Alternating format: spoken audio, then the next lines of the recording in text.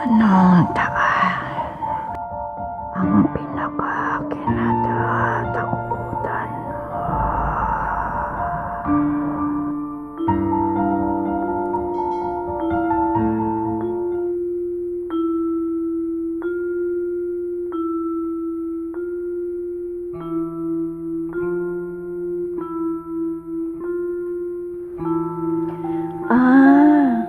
Bali 7 liko po, Lola, bago po makarating sa mismong kalye.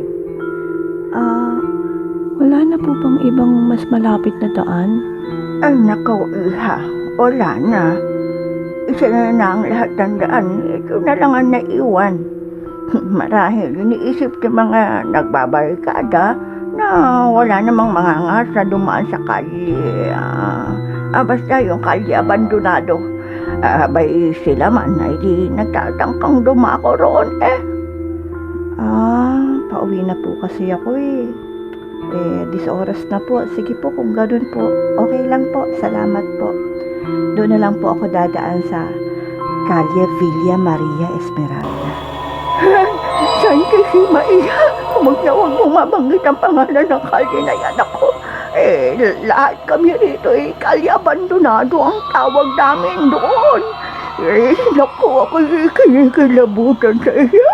Naku, dyan ka na nga muna iya. Mag-iingat ka mula sa araw na ito. Naiiwan na kita. Pamihirang bata ko ito.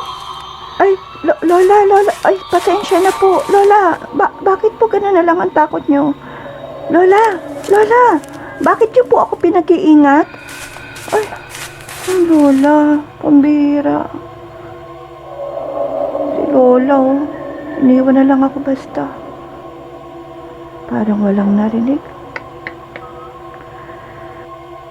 Ay naku, kung hindi lang talaga kailangan ko na talagang tapusin yung thesis. Hindi sana ako aabuti ng ganitong 10 oras na. Pambihira. Hindi na ako pwedeng bumagsak ngayon, ano? Pang 8 taon ko na sa kolehiyo to.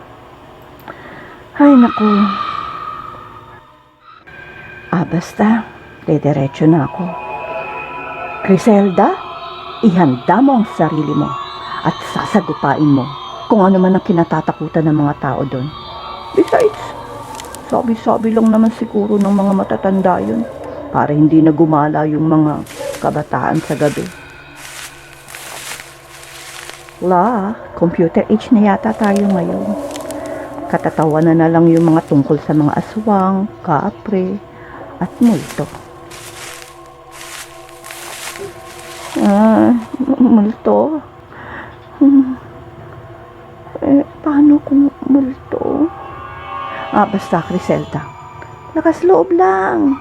Alang-alang sa thesis na ginawa mo. Ay nako, malayo-layo pa. Sige, diretso lang Criselda, diretso lang.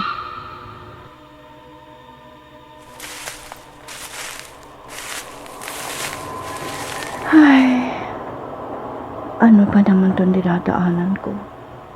Napakadawak naman. Bakit kaya hindi nila nililinis sa mga kalsadang ito? Hindi bale. Malapit-lapit na ako sa mismong kalsada na itinuro ni Lola. Ayan, malapit na ako. Ayan, at ayun ba? Calle Villa Maria Esmeralda. Ito na nga yun, tama. Sige lang Criselda, kaya mo yan, sige.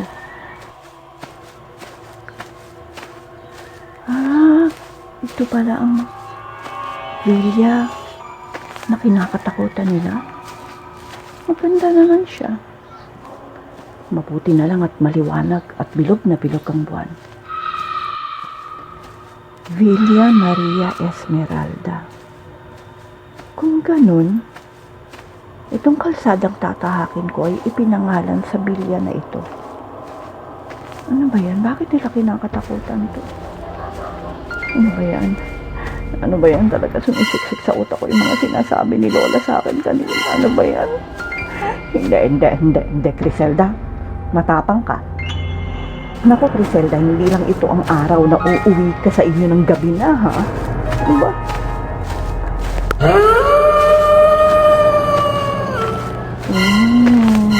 Kailangan talagang may mga ganitong tunog. Ano ba naman yan? Ano ba naman yan? Goodness! Okay ka lang? Talaga ngayon pa kailangan matakpan ng makapal na ulo ng buwan? Grabe, isa na nga lang ako kumukuha ng iwanag eh. Grabe naman. Isa ka pang cellphone ka. Bakit naman ngayon ka pa naglobat? Pambihira naman kung kailan nandito na ako sa tapat ng Kalye Esmeralda. Nandito pa ako sa mismong tapat ng bahay. Ano ba yan?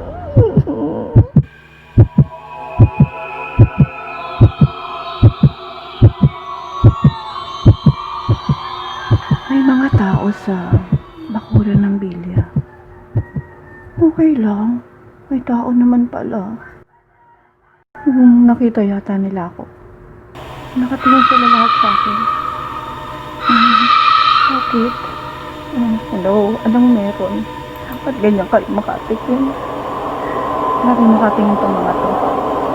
Naninino talaga. Teka, bakit parang lalabas yung mama?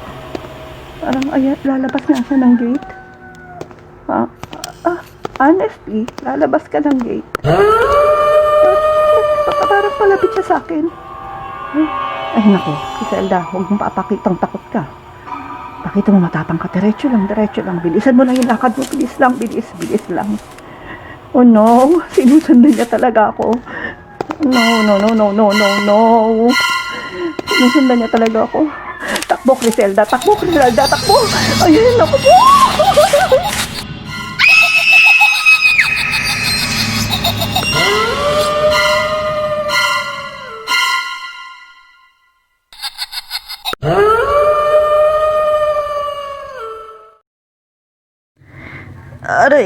Aray ko.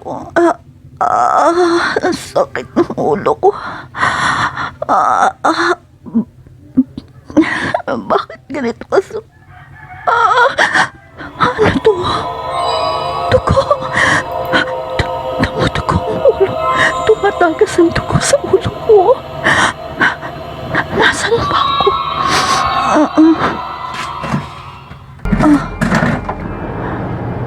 Ito. Sisilip muna ako sa pintan. Ang gate na yun. Ang gate na yun. Iibig ba sabihin nasa loob ako ng mansyon?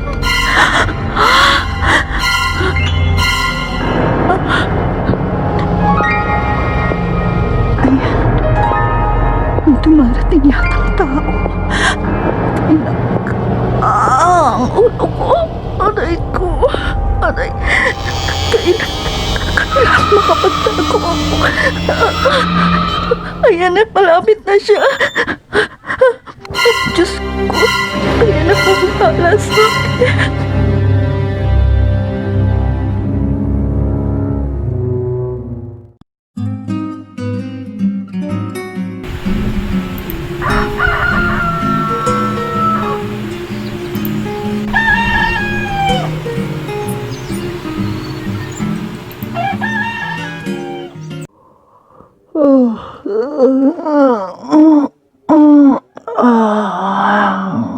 Papa, tanghali na pala. Masyado yata tinanghali ang gising ko. Bakit kaya parang tahimik ang paligid? Hindi ko pa naririnig ang mga kikay kong mga anak Criselda? Neneng? Criselda? Neneng?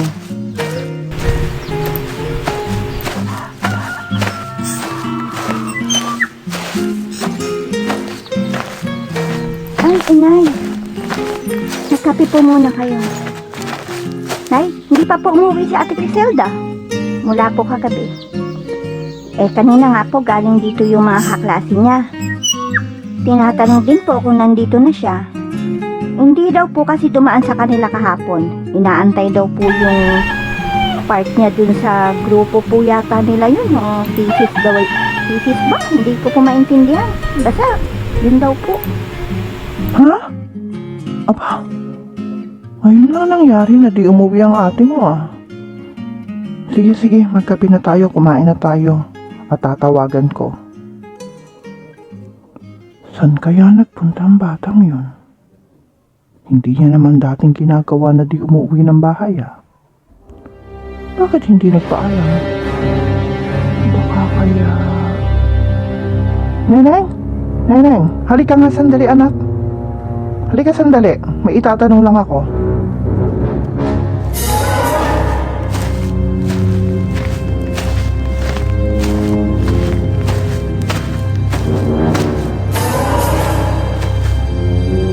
Anak, kilala mo ba kung sinong boyfriend ng ate mo? Baka kaya nagtana ng ate mo ah. Inay? Agad-agad naman po, boyfriend. Kailangan po talaga, boyfriend agad? Baka naman, hindi po ba pwede manliligaw muna? Iba ligaw muna bago boyfriend?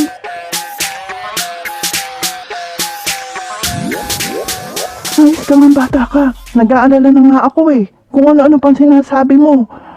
Hindi naman dating ginagawa ng ate mo yan na ganyan na hindi umuwi nang walang paalam.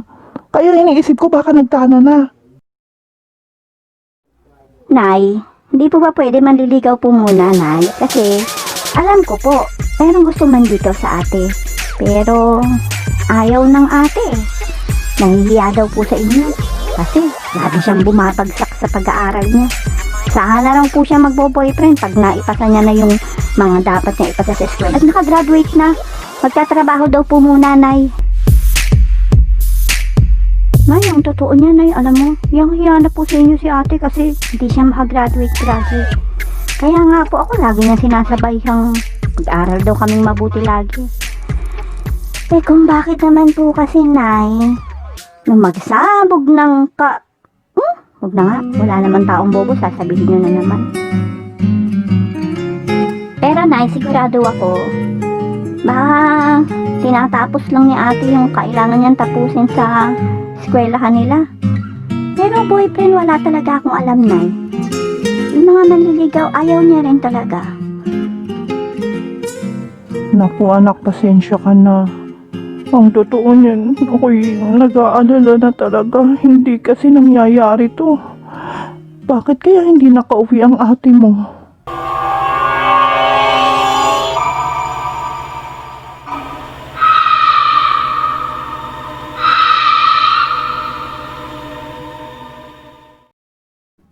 Alam niyo po, Nay, ang totoo niyan, kagabi ko pa po tinatawagan si ate.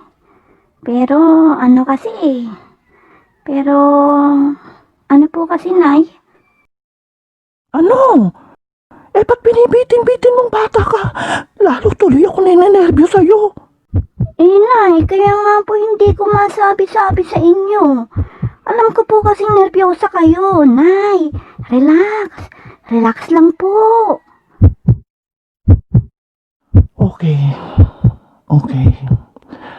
Okay. Relax. Relax lang ako ha. Ayan, humihinga ako ng malalim. Okay, okay na ako. Okay na ako ngayon. Sige, Neneng. Okay na ako, anak. Ngayon, anong gusto mong sabihin sa akin? Ayan, ganyan nga po, Nay. Kalma lang. Slide lang to. Ayun nga po. Hindi umuwi si ate kagabi.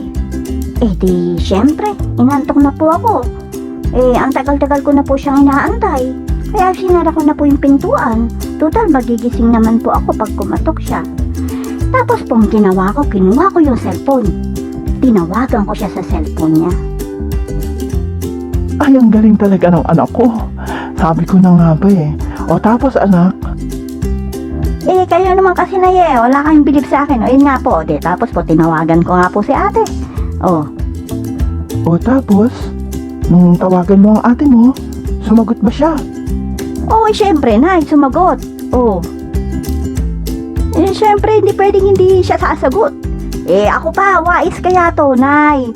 Nay, basic lang yan. Matik na yung ganun, basic. O tapos nak, anong sabi niya sa'yo? Sabi niya sa akin, Nay, the number you have dialed is out of coverage area. Please try again later. Bakit hindi mo agad sinabi sa akin? Bata ka! Nay! Nay! Naku naman! Nay, sabi ko kalma lang, Nay eh. Ano po bang problema to, Nay? Nay, hindi ko kasi maintindihan kung ano sinabi, kaya hindi ko nga po nasabi agad. Naku, nasa labas ako po, inimatay na naman ang nanay. Sabi ko na nga ba eh. Naku, teka muna. Kapitana! Kapitana! Tulungan niyo po kami!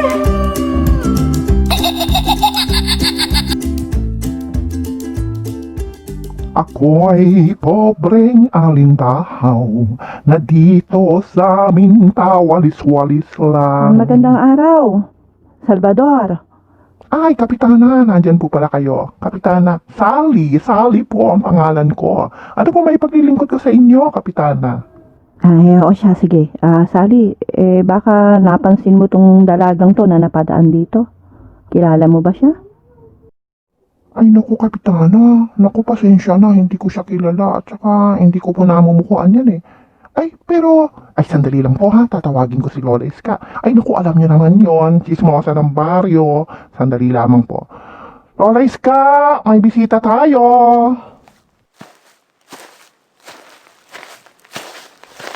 Lola, nandito si Kapitana, Lola. Apat saskim bata na ere. Ano ba Salvador at nagsisisigaw ka dyan? Ay, magandang araw po, Kapitana. Napadaan po kayo, Kapitana. Ay, tuloy po kayo.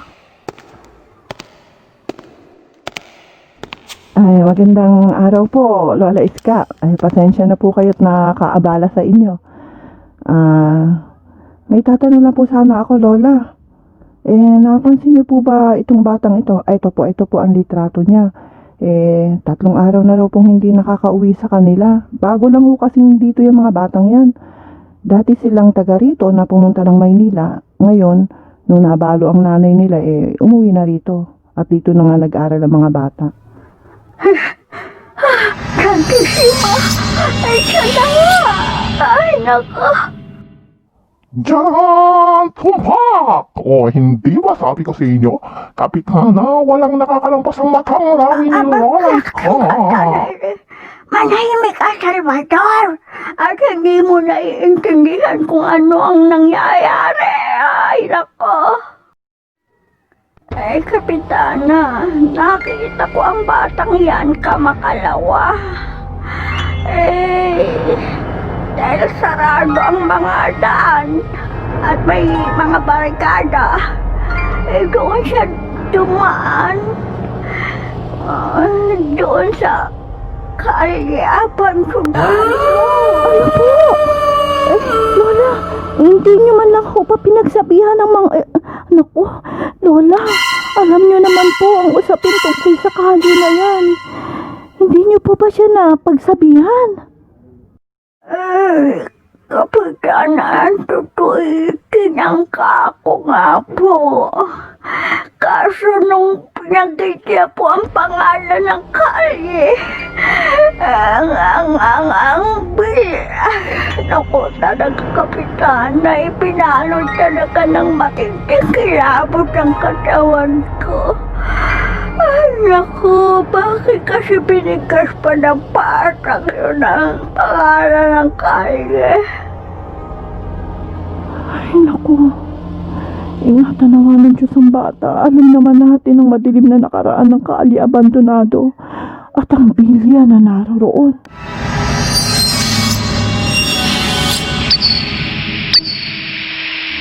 Bata pa lamang ako ay naririnig ko na ang usap-usapan tungkol sa kalye abandonado.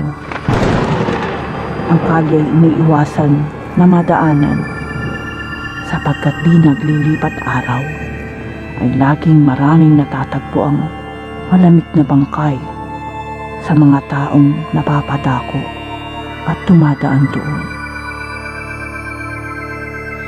At sa tuwing may matatagpuan na mga bangkay, animo ay sinila sila at pinahirapan ng mabalasik na hayop.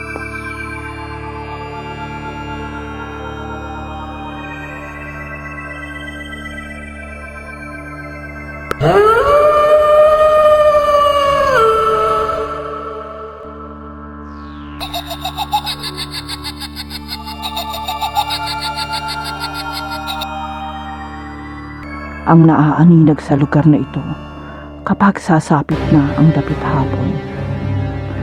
At sa tuwing hating gabi ay lalo pang kinatatakutan ang kalye abandonado. Maraming mga dumadaan sa lugar na ito na hindi na natatagpuan kailanpaman. At ang paniniwala ng marami ay sila rin ang mga kaluluwang ligaw na nakikita sa Villa Maria Esmeralda, kasama ang kinatatakutang madilim na espiritu, ang babaeng nakasuot ng itim na trahe na may hawak na bata. Ang ito ang lagi nang naririnig na pumapalahaw ng iyak gabi-gabi, lalo pang nakakapangilabot kapag narinig mo na ang mapagiganting tinig ng madilim na espiritu. Ang espiritong nagbabantang magpapalik at maghiganti sa magkapatid na Maria at Esmeralda. Ang mapaghimagsik na espiritu ay ang kaluluwa ni Griselda. Griselda? Narinig niyo ba yun mga kasama? Griselda raw, Griselda. Nakakatakot. Naku, ayoko. Mga kasama, sandali lang. Naku, ayoko. Kailangan natin magtulong-tulong ngayon. Kailangan natin bumuo ng ronda. Hanapin natin ang batang si Griselda.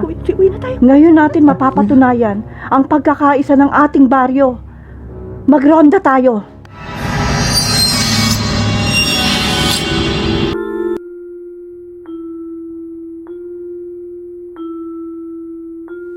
Walang hindi mabibighani sa kagandahang angkin ni Griselda, at lalong hindi mo ito kababakasan ng kahit na anong pait ng kanyang aura.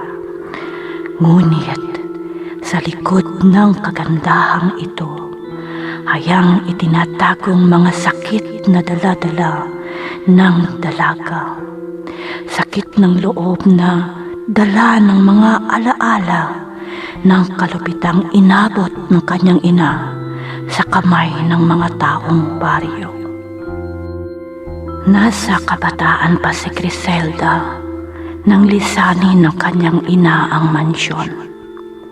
May usap-usapang kaya ito umalis ay pinalayas ito ng kanyang ama dahil sa ito'y nagtataglay ng itim na kapangyarihan.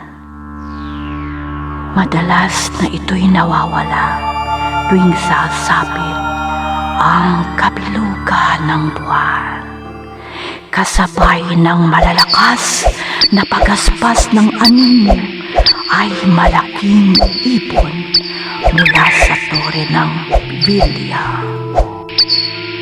Magdamag na hahanapin ni Don Ramon ang kanyang asawa. Si Don Ramon ay ang Don ng Villa na siya ring ama ni Griselda, Maria at Esmeralda. Subalit, lagi itong bigo na matagpuan ang Don niya. Lubhang ipinagtataka ni Don Ramon ang kakaibang gilas ng kilos nito sa kinaumagahan. At lalo pang ipinagtataka nito ang pagtingkad ng kagandahan ng kanyang asawa sa tuwing matatapos ang pagpipilog ng buwan. Mahilig din itong kumain ng mga lamang loob At sa tuwing iniluluto nito ang mga sangkap ng mga pagkain ay may kakaibang amoy o aroma ang kumakalat sa kabuuan ng mansyon. Animoy may taglay itong gayuma ng bawat tao na makaamoy nito ay agad tumutungo at lumalapit sa habag at nag-uumapaw ang pagnanasang matikman ang nakahabag na mga putahe sa napakahabang mesa. At habang kumakain ang lahat, ay mababakas ang napakatamis ng ngiti sa labi ng Donya, nasusundan pa ng kanyang malalakas na halakhak.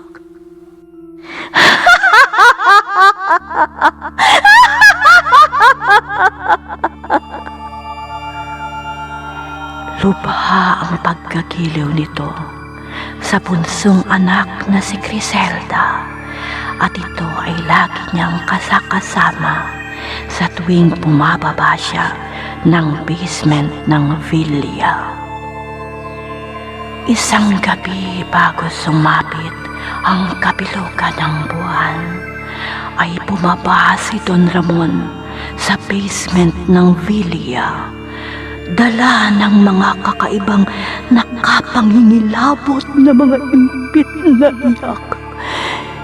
Ibang-iba ang kanyang mga naririnig at sinisigurado niyang ito'y nagmumula sa basement ng villa. Lubha pang ikinabigla ni Don Ramon ang kanyang nasaksihan. Ang dalagitang si Griselda, nakabitin ito ng patiwarik at tumatagas ang dugo mula sa kanyang mga kamay at ulo. At ang damit ng dalagita, itim na trahe de boda. Kalunos-lunos ang itsura ng dalagita. Animo ito'y iniaalay, sapagkat ang kinalalagyan nito ay napapalibutan ng mga itim na kandila at impit na iyak. Pagluha ang makikita mo sa dalagita.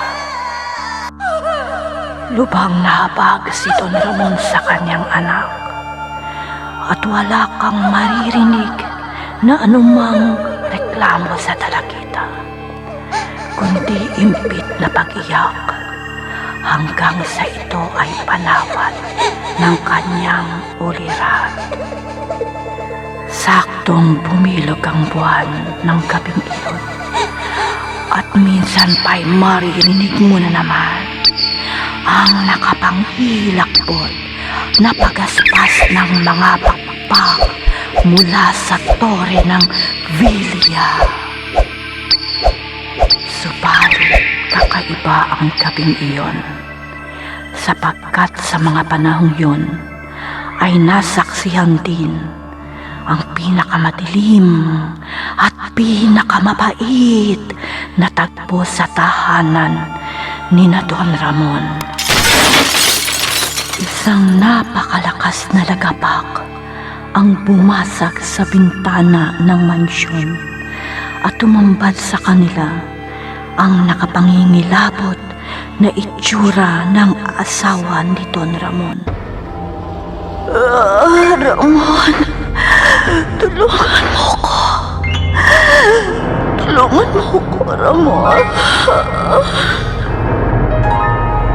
Hinahabol ng mga taong baryo ang asawa ni Don Ramon, at hiningi nila ang katawan nito sa kay Don Ramon.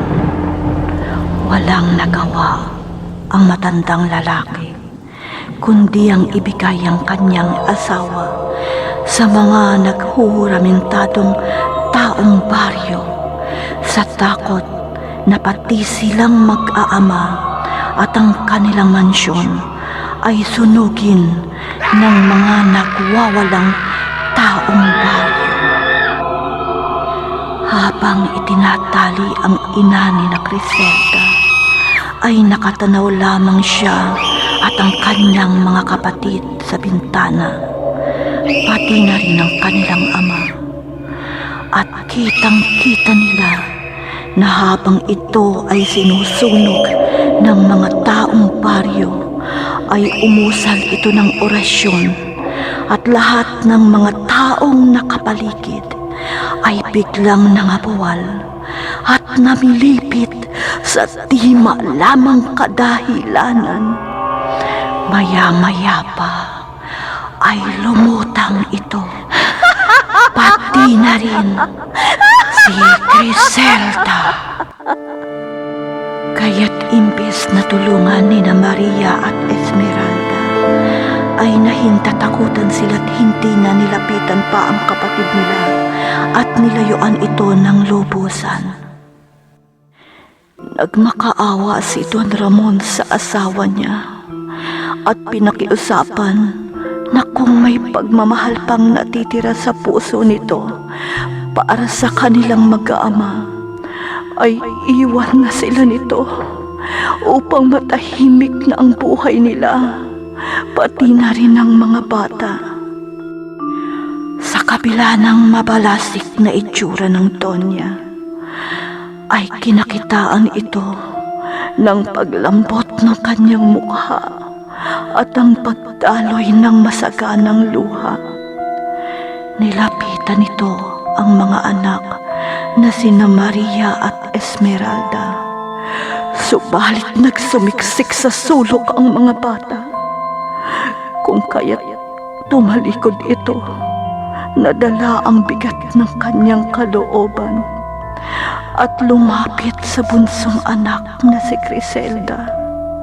Habang dumadaloy ang masaganang luha sa kanyang mga mata, ay binulungan nito ang dalagita at dahang-dahang nawala sa paglutang ang dalaga at dahang-dahang lumatag ang murang katawan nito sa sahig ng bilya.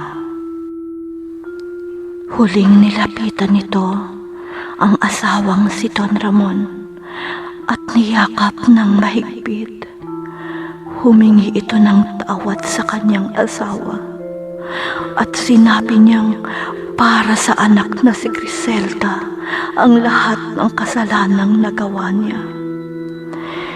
Kagatlabi na umiyak ang Don at maya-maya'y bumulong ito habang kinakalag ang pagkakayakap ng asawa sa kanya at sinabihan niya itong paunin mo ang wagas kong pagmamahal sa iyo, mahal kong asawa. Sabay sa paghagulgol ng iyak ng Donya, ay ang biglang pagbabagong anyo nito at biglang naging isang napakalaki at napakaitim na ibon nito at lumipad na papalayo. Mula noon ay hindi na nakita pa ang Donya sa mansyon. Hanggang sa tuluyan ng nagdalaga ang tatlong magkakapatid. Isang araw, nagdalang tao si Griselda at kahit anong pagpipilit ni Don Ramon ay hindi niya mapaamin kung sino ang ama ng dinadala ni Griselda, sapagkat ayaw daw ipasabi ng lalaki. Sa kadahilanang kinamumuhian ang angkan ni Don Ramon, pati na ang mga anak niyang babae sa kabuuan ng baryo. Sa labis na pagdadalamhati ay nagkasakit at tuluyang pumanaw si Don Ramon. Kung kaya't gano'n na lamang ang galit na natanim sa puso ni na Maria at Esmeralda sa kapatid na bunsong si Griselda. Matapos makapanganak ni Griselda, ay pinalayas ng magkapatid na si Maria at Esmeralda si Griselda kasama ang bata sa kabila ng pagmamakaawa ng bunsong kapatid sa kanila. Tila bagabing na ang magkapatid, dala ng pait at galit. Isinisisi nila kay Criselda ang pagkamatay ng kanilang ama. Napakalakas ng ulan ng gabing yun nang palayasin nila ang mag-ina at inuubo na ang bata, subalit walang pagkaawang masusumpungan sa puso ng magkapatid na Maria at Esmeralda. Kung kaya't sumumpa si Criselda na babalikan at paghihigantihan ang kanyang mga kapatid na sina Maria at Esmeralda. Simula noon, wala nang balita pang narinig mula sa mag-inang Criselda. Subalit, araw-araw ay may mga bangkay na natatagpuan sa kalyeng abandonado.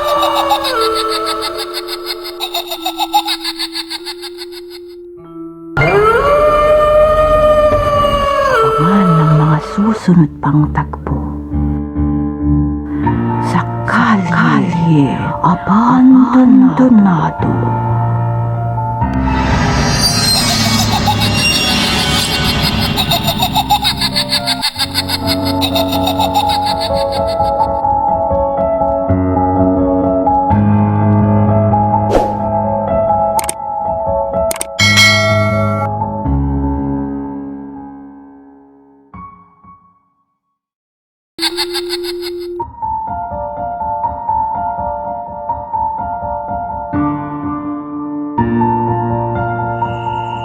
Tao po.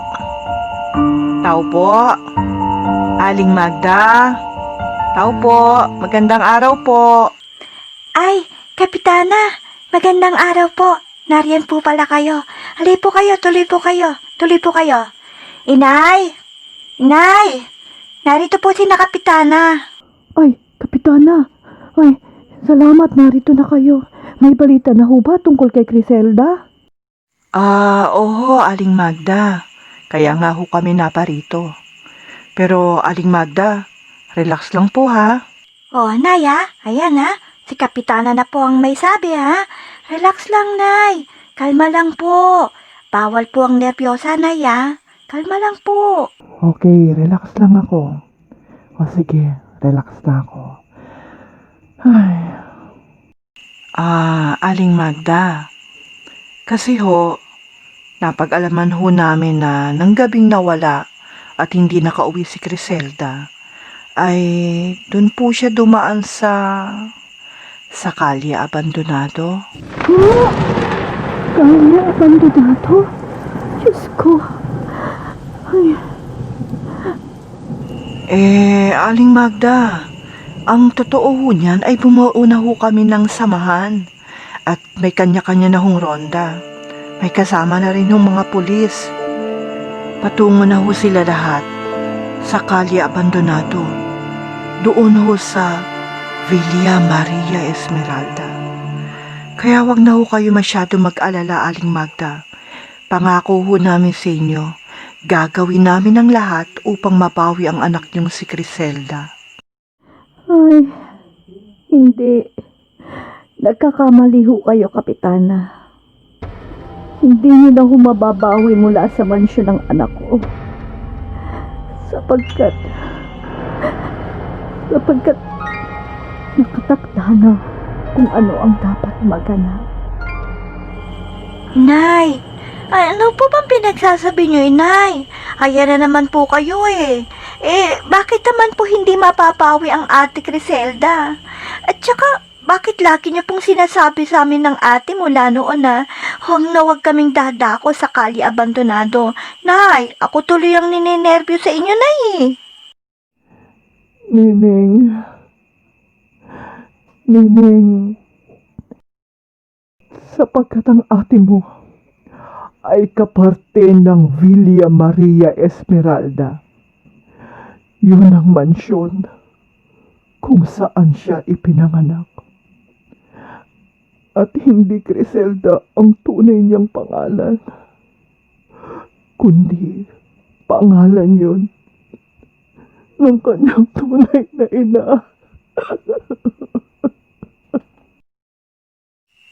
Ho? Aling Magda, totoo ho bang naririnig ko? Ang ibig niyo bang sabihin, Aling Magda, ang tunay na ina ni Griselda ay ang nagtataglay ng espiritong itim na si Griselda? Kung gayon, buhay ang anak ni Griselda? Opo, Kapitana. At napakabuting bata ni Angelita. Bago pumanaw ang kanyang inang si Griselda, ipinakiusap niya na kupkupin naming mag-asawa ng lubusan ang anak niyang si Angelita. At nagkakamali po ang mga tao rito, maging kayo, upang tawaging itim na espiritu si Griselda. Maling-mali, sapagkat napakabuti ng puso ni Griselda. Isang babaeng punong-puno ng pagmamahal. Nang gabing ipagtapuyan ng mga kapatid niya si Griselda, ay natagpuan namin silang mag-ina na naglalakad sa ulanan. Patungo na kami sa Kamaynilaan ng aking asawa noon at wala pa kaming anak. Kinupkup namin ang mag-ina dahil sa sobrang awa sa kanila at dahil napakaganda ng batang si Angelita. Napakasipag ni Griselda at napakaluwag ng buhay namin ng mga panahong kasama namin siya. Maalwan kami nakapagnegosyo ng aking asawa at kakaiba ang biyayang iniaakyat sa buhay namin ng mag-ina mula nang arugain namin sila. Isang araw ay nagpaalam si Griselda sa aming mag-asawa. Pabalik daw muna siya sa bayang ito dahil baka napatawad na daw siya ng mga kapatid niya. Subalit, nang gabing yun ay bumalik siyang duguan. Pinagbabato daw siya ng mga taong baryo at lahat ng nakakilala sa kanya ay ipinagtabuyan siya sapagkat siya daw ay isang malaking malas. Dahil nasira ang ulo ng ama ni Angelita nang malamang wala na silang mag-ina sa mansyon. At araw-araw, sa tuwing may makakasalubong na tao ang ama ni Angelita, ay pinapatay nito at pinagbibintangang pinagmamalupitan ng kanyang mag-ina at pinapaamin kung saan itinago ang mag-ina. Pinubuksan nito ang dibdib ng bawat taong makakasalubong niya at tinutukot ang puso nila sapagkat hindi raw sila karapat-dapat sa pusong laman dahil hindi raw sila nakakaunawa ng salitang pagmamahal at pagpapatawad. Pinapalitan niya ng mga bato ang puso nila at hinahandusay sa kalsada araw-araw. Isang umaga na lumabas si Doña Maria mula sa mansyon, ay natsyempuhan siya ng ama ni Angelita. Hinabol siya nito, bitbit ang isang balutan. Subalit inabot ito ng mga taong baryo at napatay ang ama ni Angelita. Nang buksan nila ang balutang daladala nito, ay ikinagulat nila kung ano ang nilalaman. Nang gipuspos si Doña Maria at si Doña Esmeralda sapagkat ang balutan ay puno ng larawan nilang tatlong magkakapatid kasama ang kanilang ama't ina. Mga panyong pinuntahan ni Griselda ng mga pusong magkakaugnay na may mga pangalan nila at mga liham na punong-puno ng pag-asa at pag-asa. punong-puno ng pagmamahal at pagmamakaawa na sana ay muli na sila magkasama-samang magkakapatid.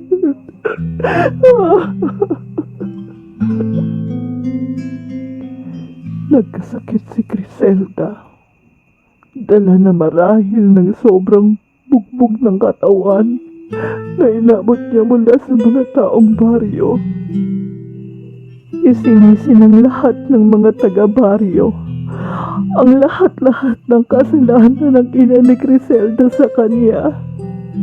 At ang masakit pa, maging ang mga kapatid niya ay sinisi siya sa pagkamatay ng kanilang ama.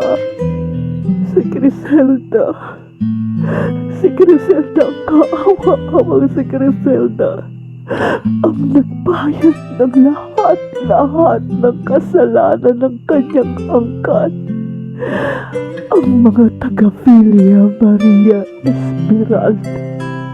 Subalit, sa kabila ng lahat ng iyon, mas pinili ni Criselda ang magpatawad sapagkat nakilala niya ang Panginoong Jesus. Naranasan niya ang espiritu ng kaliwanagan na nagpalaya sa kanya sa lahat ng hirap, sakit at sumpa ng kanilang angkan. Nang araw na tanggapin niya ang Panginoong Hesus sa buhay niya, ay buong-buong isinuko niya ang puso niya sa Diyos. At bigla siyang nabuwal at nangisay. Nagsisisigaw siya na di namin mawari, di namin maunawa kung anong nagaganap sa kanya. Maya-maya pa'y pumayapa siya ng tuluyan. At puro pag-iyak at pagpapasalamat na lamang ang narinig namin mula sa kanya. Naunawaan na lamang namin yun nang kausapin kami ng pastor at sinabi sa amin dumaan si Criselda sa deliverance. Ang pagpapalaya ng Diyos sa kanya mula sa lahat ng pait at sumpa at sama ng loob na kinimkim niya ng napakahabang panahon. Kung kaya't pinuspo siya ng Espiritu ng Diyos, ang Espiritu ng kaliwanagan at pag-ibig na tanging alay ng ating Panginoong Hesus sa sino mang handang lumapit at magsisi. Nang araw bago pumanaw si Criselda, ay nakita namin ang kakaibang uri ng kapayapaan mula sa kanya. Naramdaman namin ang kakaibang uri ng pag-ibig na dala-dala niya. Ipinakiusap niya sa aming palitan ang pangalan ng kanyang anak kahit na siya'y wala na. Isinunod niya ito sa kanyang pangalan. At bago nga siya pumanaw ng tuluyan, ay ipinangako ko sa kanya na ibabalik ko si Criselda sa mansyon upang mabura na ang lahat-lahat ng masamang salita, lahat ng masamang bintang tungkol kay Criselda. At upang mapatunayang kayang daigin ng espiritu ng liwanag at wasakin ng lubusan ang ikinalat nilang kwento ng itim na espiritu ni Criselda. Inay, kaawa-awa po pala ang naging buhay ng ina ni Ate Criselda. Kawawa naman po pala ang ate ko. Hindi, Neneng. Hindi kailanman makiging kaawa-awa ang ate mo, sapagkat siya ang natitirang tagapagmana ng Villa Maria Esmeralda.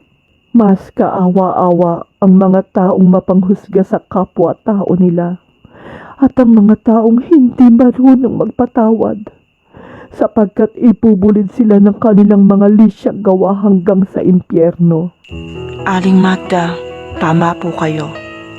Mas pinagpala si Criselda sapagkat kahit pumanaw na siya, ay lubos niyang naunawa ang ganap ang salitang pagmamahal at pagpapatawad. Kung gayon mga kasama, kailangan nating isama si Aling Magda sa mansyon. Isama natin siya pati na si Neneng upang mawakasan na ang mga nakakatakot na kwento ng Kalye Abandonado.